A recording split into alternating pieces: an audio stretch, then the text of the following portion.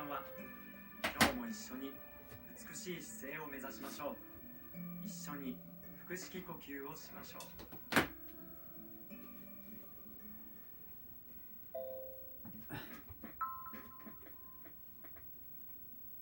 私の動きを真似てヨガのポーズをしましょう。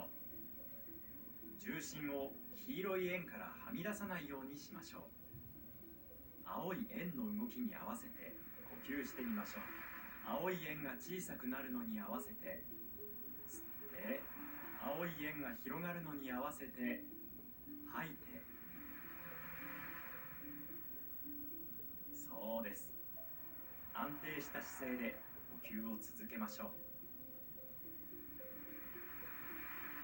きれいな姿勢です。そうです。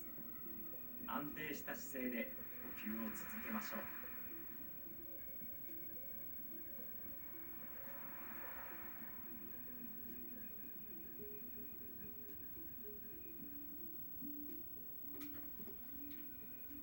お疲れ様でした。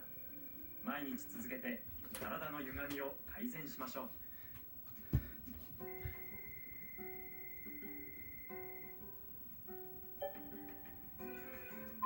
素晴らしい身体バランスですね。毎日ヨガを続けて